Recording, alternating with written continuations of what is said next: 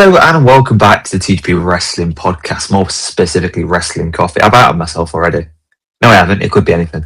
I actually thought it was coffee. I thought it was just like a really milky one. No, it's tea. I've outed myself. I'm Wrestling Coffee. I'm drinking tea. Let's just do that, shall we? Pretend that didn't happen. Welcome back. We haven't done an episode since May. Weekly episodes of Wrestling Coffee. It doesn't mean every week. It just means they're within a week. They land on one day within the 7 days of a week. So Kyle, how are you? Daily episodes, you know. I'm doing great. Does my camera pause for you as well? Phenomenal. Yeah, your camera has paused for me as well. Oh, that is really sad. Technical difficulties is just what we do on this show. Before we went live, I had technical difficulties, and now we're live, and it's Adam's turn. You know, that is interesting. Well, okay, while you're fixing it, would you like to make a comment on my outfit? I'm dressing up for this show. Yeah, you are wearing not the job you have. Is the job you want a professional golf teacher? The club pro. Fucking hell, Frank, I'm finding my job is podcast host. I want your job. Oh wow, Jesus! Which one of my podcasting jobs do you want? That's the question. I unironically couldn't name every single podcast job because you. Nah, and that is fair enough. I'm out here like Thanos. I know that. It's like the Infinity Stones, isn't it? I've just collected podcasts from every single. The worst Infinity Stones known to man. Podcasts. It also feels like a very outdated reference as well, because it's been a long old time since they've been a thing, and Thanos has been a thing. Rest in peace. What are we doing? Shut up, man. What are we doing? 3 minutes in, and this brother has not even yapped about the topic. I know, and I don't have a camera either because it's just stopped working. This has actually somehow gotten worse from when we started. Crazy. Anyway, wrestling. No, look, this is today so weird with only me. I can't help that. Look, I've clicked on camera. It tells me my camera. It then doesn't give me the option of camera. It says my iPhone, but then nothing. And then it says my webcam, but nothing. Anyway, what are we talking about today? Wrestling, I would say. No, we are talking about post SummerSlam WWE and AEW because now, for the listeners, the benefit of the listeners here and people watching, but you ain't seeing a lot of me at the minute. But the people that haven't just been in the pre-show with me and Kyle, I've just been telling Kyle about how I've watched every AEW pay-per-view since I stopped watching AEW, which was like midway through 2023. So I've gone back and watched every single pay-per-view. And then this year, for 2026, I've watched every single episode of Dynamite. And Collision, actually. I don't know why I just said and Dynamite and Collision. So I am very clued up on AEW right now.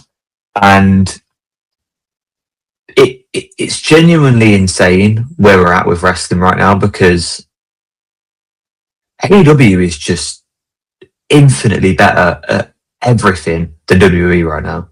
He's back! Oh, well done, man. You know, I'm about to turn the wheel and send us in a different avenue. I know what you wanted to talk about was AEW and WWE. Yes. How about we flip the script? Oh my god. How about you've just opened up and said like you've watched a lot of AEW recently. Oh hell yeah. Past months. Why don't I just ask you some questions about AEW and like your time watching AEW? Oh, that's a good question. Is Andrade staring through your soul now as well? This story, yeah. You can just run through your journey of watching AEW. You know. Okay. I like this. Impromptu. So, like, yeah, literally out of the blue. Like, because I want to know some things. You know, I don't watch AEW that much, but like. Is there like a least favorite pay-per-view? Is there a favorite pay-per-view? Like, is there something that sticks out? Oh So like, let's just like we'll go like, is there any pay-per-views that like, you watched and you were like, this is like really unbearable? no, no, I literally haven't disliked anything AEW related. Mm. Which is And I funny sound like, because nearly every pay-per-view we watch with WWE is on that level of like, this is kind of unbearable. oh, I hate all of them like, at the minute, and that's the problem. Like, I mean, the whole year has been just unbelievable. Like, Double or Nothing was great, but that's the most recent one I've. Well, I say it's the most recent one I've watched. I watched in the last week Double or Nothing.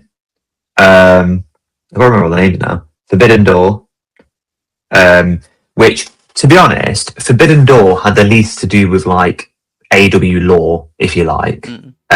Well, that's basically, but it was. Worlds Collide before Worlds Collide was a thing. Yeah, I mean, it's just a better version of World Collide, but well, sure. I love AAA, so AAA is fine. Triple H, on the other hand, not fine. Am I right? Right, I've got them in front of me now, so I can remember the names. Double or Nothing, Forbidden Door, and Redemption are the last few I've watched. Redemption was probably my least favorite out of them, but it was still really good. Redemption kind of felt like one of those pay-per-views where it's like important things happen, but it was sort of a bit more placeholdery. Like, it was there always a few WrestleMania pay-per-views. Backlash. Yeah, there's always a few pay-per-views through the year where they kind of have to sort of do a bit more, because Double or Nothing was massive. Forbidden Door is kind of its own thing. So then Redemption was just sort of there. And then obviously we've got All In London coming up this month. So it's all very exciting. Favorite match, to be honest, is probably the one I spoke to you about. It's probably still Hangman and MJF for earlier in the year. Yeah. Just crazy business. So, is that your favorite match, or is that your favorite like feud? Probably match. I think they built a feud that's like stood out to you. Like, this is something I think about a lot, or I compare other feuds to this. This year, probably not.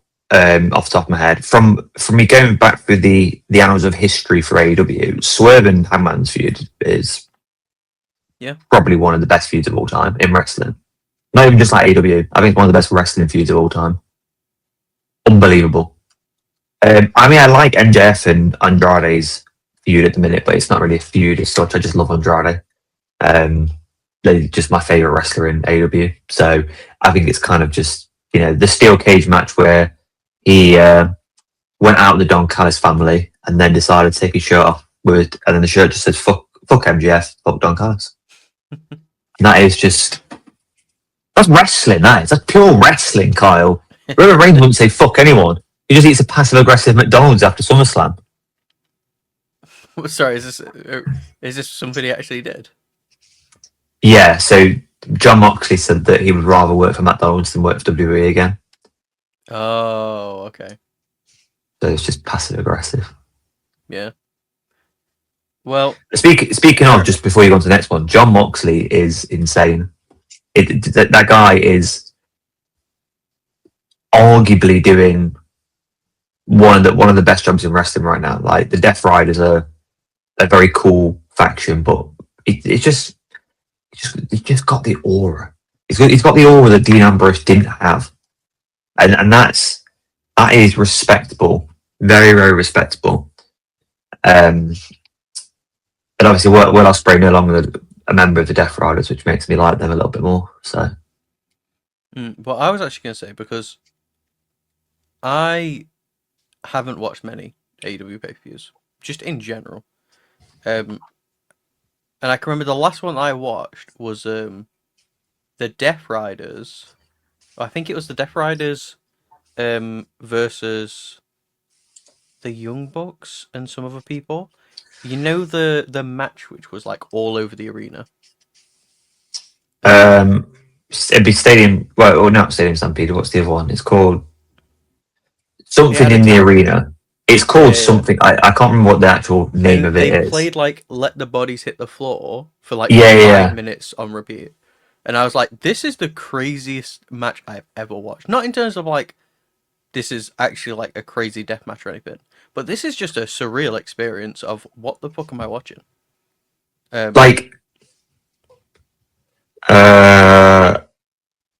It's funny because you say this. They actually just had a match this week. Did they?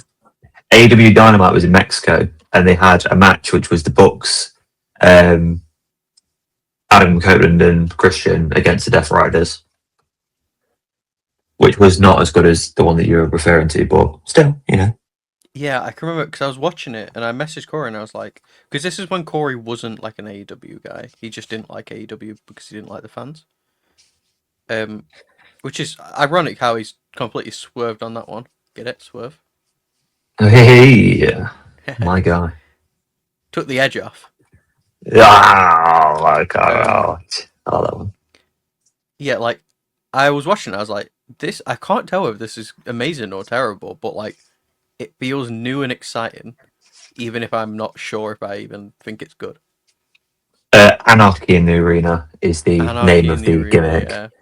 and its predecessor was Stadium Stampede, which is what I was about to say, but that was more of a COVID thing, wasn't it? Mm. But that wasn't one of the most insane things I've seen in wrestling. Obviously, I was still watching AEW when that happened, but that was incredible. I was cry laughing because I was like, "There's no way they're running the song back. Like, there's no possible way they're like, yeah, just do it again." They've done Wild Thing as well, haven't they? They've done Wild Thing. I think they did Final Countdown for one of them. That is the song that's on repeat. Mm. It's a bit like roller coaster at Universal Studios, where you go around with a song. Yeah. And that's a niche example, isn't it? Aerosmith? Is it called Aerosmith? Or is Aerosmith? No, it's called Rip Ride Rocket. I think is. Yeah. It's like yeah. Aerosmith is his own thing. Is it the one that goes like down straight down? Yeah. So you go right up at the start, and then you go right up at the start, like really, really, really like upright, and then big dip down. Teach me roller coasters. Would never go on that. It's just that's the new podcast we're gonna make. That we'll make an episode of and never publish it. Well, we've got to work one day. So, what's your favorite pay-per-view you've seen from AEW in this like recent run of you've been watching them all like during work? No, I haven't been watching during work. Watching. No, he's wrong. I've been watching them in my own time. Anyway, Revolution or Double or Nothing. Yeah. So I'm looking down, by the way, to tell the people that are watching this, because I have written down some notes for this podcast because I was actually quite excited to do it. I'm actually being professional for this podcast for once because I'm excited to talk about my new love for AEW. Revolution or Double or Nothing for me. Double or Nothing was great. I don't know what happened on either of them, so you want to explain why they were good, or? No. Okay. No. Why have a podcast? Why would I want to do that? You know? No, I don't want to do that. Moving on to the next question. No, I'm joking. Revolution was great because it's the one that sort of kicked me off for this year of AEW. So I kind of like enjoyed it. It's the one with the MJF Hangman match, which was the last chance Dex's Tef match. Dex's Tef match. Christ.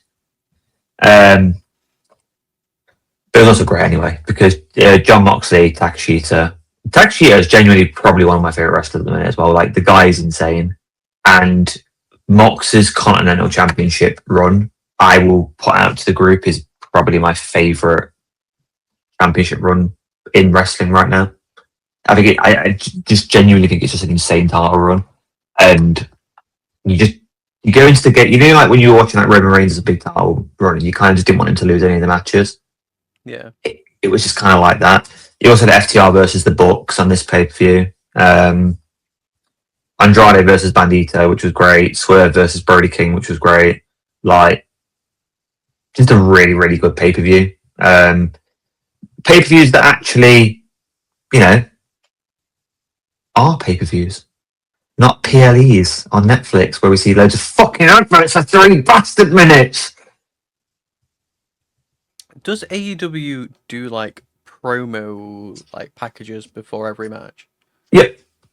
Yeah, because I've been feeling very down in the dumps about promo packages with WWE recently. So, It feels like either there just isn't one, or the one that they show is just not very great. so I will answer that after I briefly talk about Double or Nothing because it was really good. Ospreay Samoa Joe, Swerve Bandito, Mox versus Kyle O'Reilly for the Continental Championship. You'll learn from this like kind of theme that the Continental Championship is like my favorite thing in wrestling right now because John Mox is making it amazing. Okada Takashita for the International Championship was also unbelievable. Part of the Don Callis family kind of, well, I say breaking down, it was just really Takashita leaving the Don Callis family, but either way, it was really good. And in terms of like, yes, the video packages, watching AEW is probably the closest thing you're going to get to watching like 2005 WWE in terms of like, it still has all the promo packages, and it's just the little things like it doesn't have all the adverts all over the ring. It doesn't have Wingstop on one of the steel chairs. Look, optics and aesthetics don't matter in terms of wrestling because they don't, but they just make you feel a certain way. AEW do have sponsors. I'm not sitting here saying that like they don't have sponsors, but like if a match is sponsored or something, they'll just say at the start of the match like, "Oh, this match is sponsored by Mortal Kombat" or something like that, and the match is just the match. It's not all over the ring. They don't have it all over the sides of like the Titan, like the Titantron, the Ringtron, if you like, with Mortal Kombat blasted all over. It's just a light sponsorship. They just really found a way to separate wrestling and sports entertainment. It's the best way to describe it right now. Yeah. And they've probably always tried to do that, but 2023, 24, they just couldn't book. And it felt like they were trying a bit more in the sports entertainment side of things. Like Mox got really frustrated because it felt like, again, they changed the way they did the casino battle royal, for example. They've changed the way they've done a lot of things because originally they went from the we are a wins and losses matter. The way that you get a title shot is by having more wins and stuff, and the wins and loss records matter. They went away from it for a bit, they're back on it again, and it's kind of just a bit more professional wrestling from where they started to where they are now. So they're just in a really good spot at the minute, and it coincides with WWE being in a pretty awful place, to be honest.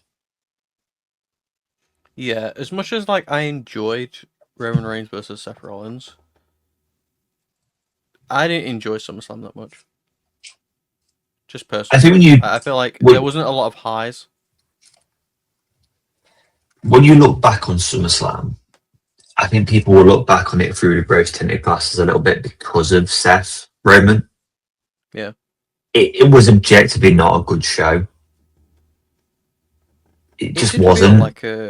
It felt like everyone was like universally like, this is kind of terrible. And then after Roman Seth, it seemed like everyone kind of just changed their mind, which is fine because like if a card has a really really good match, fair enough. But I don't know. I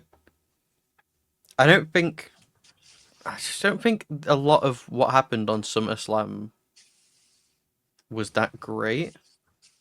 I think the second night, if it was just the second night, I'd even argue, yeah, it was a good card. But that wasn't all that happened. There was essentially two pay-per-views. One of them was good or like pretty decent, and the other one was just terrible.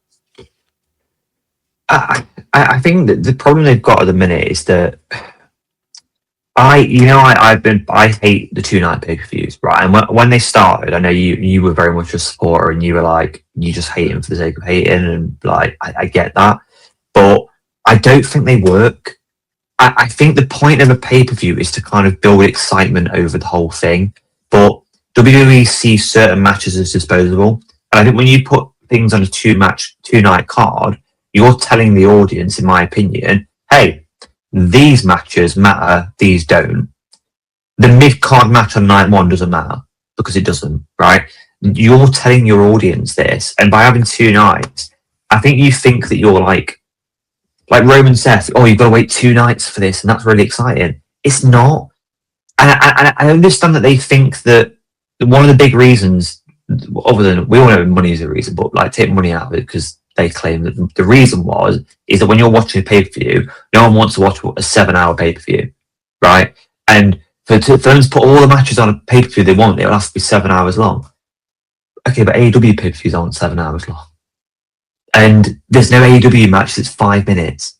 Do you know what I mean? Like, you're taking too much time with unnecessary crap. Like, from SummerSlam as an example, snapshots of previous years. It bears no relevance to what you're showing as a product. And then you've got 3-4 minute, we'll be right back that add things. I mean, I can't remember what the number was, but someone did post the number. I think it was over an hour of nothing to do with the match, nothing to do with promo packages and not entrances. It was over an hour of completely wasted time. Yeah. You can't say you don't have time to put a show on in one night when you're wasting that much time.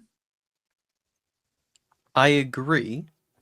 I did like, and I still do like 2-night pay-per-views. And I do think I think they're right. No one wants to watch a 7-hour long pay-per-view, but also they just don't need to be that long. Like, you can have good short pay-per-views, or even if you want to bump it up to like a 4-hour pay-per-view, I think that's still fine. It doesn't drag too long. But like, it's not like they're making 2 good pay-per-views at the moment. It feels like they're making 1 bad one and 1 good one. And that's the issue, isn't it? Yeah, and if you want to take the example, right, Double or Nothing, which is obviously not AEW's biggest pay-per-view, but it's one of their biggest pay-per-view, right? The main card was 3 hours and 50 minutes long. And then they did a 1-hour pre-show, which WWE also do, by the way. They also do a pre-show. But so made the whole broadcast 4 hours and 10 minutes. Or sorry, 4 hours and 50 minutes, right?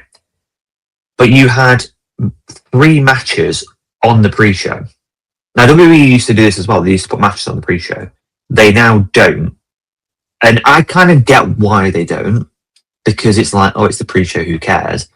AEW's thing is more of this is just extra wrestling for you to enjoy. We still get 3 more matches on the official card because you've got an hour of pre-show as well. And it's not like the matches don't matter either. There was a 10-man tag team match. There was a trios match. But the AEW Women's Tag Team Championship Eliminator was also on there as well. So there were really important matches. And the main card still had, 1, 2, 3, 4, 5, 6, 9 matches. And they didn't skimp on those matches. It's not like they made the matches like really short or anything. It's just they didn't waste time. So they had 9 matches. All of the matches were really important, really decent matches. Some of them were like just fun. Like there's a Stadium Stampede match, for example. But it's just for fun, really. There's nothing like hugely storyline in those things. It's just kind of, enjoyable match type. But they don't cut people off. They don't sort of do like, oh, well, it's a 5-minute match because we didn't have time. Or like, famously at WrestleMania not long ago, the women's match got cut off the whole card because they ran out of time. And it's like, I don't think stuff like that should happen in wrestling. And I think being a WWE fan, because I've said on this podcast for loads of times, AEW is crap because the booking's awful, and I just didn't watch it. I kind of closed myself off to the whole product, and I mean, what I should have been doing is watching AEW as well and kind of taking the lesser of the 2 evils, because WWE, we've just become accustomed to stuff we don't like because it's WWE. That's how I feel as a wrestling fan right now. So the stuff that bothers me, like all of the advert stuff, all of the Wingstop advert on someone's steel chair, the constant confusing booking, the constant same people at the top of the card, the constant clearly TKO getting involved in booking, not just being about Triple H anymore. But then Triple H himself making comments about, oh, you get over by getting over, and then you get a push, and it's like, you're not putting people in a position to succeed. Like, SummerSlam is a great example. Finn Balor deserves to be in a title picture, but because Kevin Owens has been out for ages and we'll bring him back in and make him number one contender. You don't need to bring him back in and then make him number one contender for the WWE Championship straight away. As much as I love Kevin Owens and I have no issue that he won that match, the issue comes from the precedent that you set to the people that are there all the time, the precedent of people that have carried the company for, have been putting on match after match for the last 6-7 months. Their work doesn't matter now. Because where does Finn Balor go now? What do you do with Finn Balor now? You could have eased Kevin Owens back in. You could have put him into a different picture. To be honest, you could have had a surprise opponent for Trick Williams, and it had been Kevin Owens. Because then you build excitement for there's a surprise opponent. Kevin Owens comes out and wins the US title. You could have done something like that. That wouldn't have been necessarily fair as such, but then Trick's opponent was Baron Corbin anyway. So Yeah, I feel like with the Kevin Owens example specifically, we were saying it during the match, or at least I definitely was. We were watching. I was like, I don't see Kevin Owens needing to win this. I think it makes just as much sense if he feuds with Sammy, so that Sammy's got something to do, and Sammy's a safe pair of hands. Because brother, that's how Kevin Owens left. You know, Yeah. That makes sense. As soon as I saw Gunther, though, I was like, okay, well, this either is a continuation of the feud against Nick Aldis, which we don't need. No. I know a lot of people enjoyed the Nick Aldis match, but we don't need it to continue. That, it's fine where it's ended, you know. So this is a perfect opportunity. Finn can win. He's got something going on. Great. But that's just not how it is, I guess. It just felt muddled, and the thing is, I'm in a really bad place with WWE right now, where it made watching WWE as my exclusive wrestling product made me stop liking wrestling, and wrestling's been a lifelong passion of mine. So it really sucked that I'm watching wrestling and thinking I just don't care about wrestling anymore. And yeah, when Roman Reigns and Seth Rollins have match of the night, it was amazing. The storytelling was brilliant. I'm not going to be one of these people that's like, oh, but compared to anything AEW does, it's worse in ring quality and all this sort of stuff. Because if you're saying stuff like that, you don't understand wrestling as a concept. Someone might be a better in-ring wrestler, whatever you quantify that as, than Roman Reigns, but they're not Roman Reigns. It's character work as well that's important. And this is where I kind of don't go fully into the AEW mark sense of oh, Kenny Omega's the best wrestler in the world, so he's better than Roman Reigns. He's a better wrestler than Roman Reigns in terms of in-ring ability, sure, but Roman Reigns has got the aura of being the tribal chief, being who he is, the pop culture references to him. He's not just a wrestler. He feels larger than life, which is what WWE is originally about. So it's kind of one of those things where you have to balance the two, but WWE's product at the minute is really bad. There's no way to put it. Danhausen's one of the most popular things in WWE right now because he's a really likable, funny character. Then you've got Overfemi, which people love. But I think, to be honest, a lot of people like Over for his entrance more than maybe everything else about him. I love Over, but I think that there's a good section of WWE fans that like Over because of his entrance. And I'm not going to shit all over WWE's biggest stars or anything, but Cody Rhodes is someone that I have always backed and liked and stuff. But I'm at a point now where I don't want to see Cody Rhodes for a long time. And if I do see him, I'd rather him turn heel. At least give us something fresh. You need someone at the top of the card that isn't Cody Rhodes or CM Punk, Roman Reigns, or Seth Rollins. Because you keep relying on these people because you feel like you don't have the next guy up. But you're not going to have the next guy if you don't let someone be the next guy. Do you know what I mean? And that's kind of where they're at the minute. Maybe Roman excluded because Roman's Roman Reigns, but you keep giving us the same people just in different matches. Why on earth should we care? I do think that is the case with. I think that's the case with Cody. I think he's. Brother, I've been hating on this man for years. And it feels good, in a way, to be yeah, fuck Cody Rhodes. This guy has been here too long. He's been doing the same shit too long. It's boring. I don't enjoy it. I've never enjoyed it. And here we are, even Adam, the guy who would get on his knees for the guy, even he's sick and tired of it. The character doesn't work. I feel like it's never worked.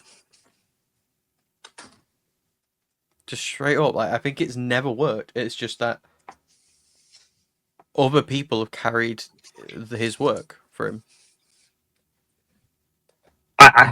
Yeah, I mean, it's difficult with Cody because even in AEW, he was unpopular when he left. Right, he wasn't getting over in AEW, and he kind of didn't.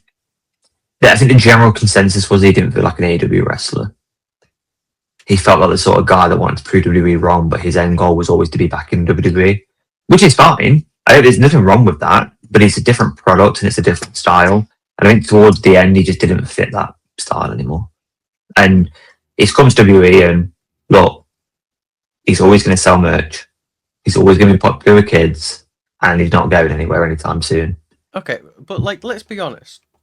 Any guy that they make as the face of the company is going to sell merch. When you promote a guy as oh, he's the good guy. Funnily enough, kids like the good guy. Kids like superheroes. You could make, maybe not. I was going to say you can make Baron Corbin. You can't make Baron Corbin, the super babyface. You could make anyone that is conventional looking into the super babyface of the company, and they're going to start pushing merch to kids because kids see good guy, kids want to be good guy. It doesn't actually speak that much about the talent of the person himself, themselves. And I don't think Cody Rhodes is special in that way. I think even when they made Seth a babyface, he was pushing numbers. And I think everyone agrees that Seth is not the best babyface. Yeah, I think the whole dynamic is just one of those things where WWE's product has always been, we have the big babyface at the company, and I don't care whether you like him or not, he's here. It was Hulk Hogan, it was John Cena. They're obsessed with having a face of the company, but a company doesn't need a face. Then after Cena, it was Roman Reigns, but then obviously Roman didn't get over as a face. I mean, you feel whatever you want about Roman, he didn't get over as a face. I love the guy to bits now, but it just didn't work for him. It was terrible as a face. And then after Roman, they were thinking, well, we need another babyface of the company and stuff. And I think they probably just felt they didn't have a guy like that within the company that could just be the face of the company, that they hadn't already ruined almost. Because someone like Seth, for example, can't be the face of a company in WWE's eyes because he's just so good as a heel. And it kind of comes down to Cody. Cody's a good heel, but he'll never be that in WWE. He'll always just be that face of the company. And again, to reference AEW, there isn't a face of the company in AEW. They have guys that are successful, like MJF, Kenny, Mox. They're all successful, but I wouldn't say there's objectively one face of that company. I think they just kind of switch in and out almost. I feel like the thing is that Seth isn't a patriotic character. I don't think he'd work in as a patriotic character. But every other babyface that has worked and they've loved is a patriot, John Cena is a patriot character, a patriot character. Obviously Hulk Hogan was. The Rock and Stone Cold are kind of weird. Stone Cold's kind of a patriotic character, but in a redneck kind of way. They're almost kind of an anti-hero type character, though. Rednecks love wrestling. Hell yeah. Hell yeah, brother. I think to sort of summarize this episode a little bit, because I think we've had a really good discussion there, is that WWE as a product at the minute is failing as a professional wrestling product, but is succeeding as a sports entertainment product. There's a lot of things on WWE I don't agree with as well. The Saudi shows, I just fundamentally and morally disagree with the fact that WWE go to Saudi. And the excuse has always been, and I've said the excuse myself, maybe just to sort of convince myself that it's true, Well, everybody does it. You know, Formula One go there, like the golf goes there, like football clubs are owned by Saudi Arabian companies now, and you know, like it's kind of just that's just the world we live in.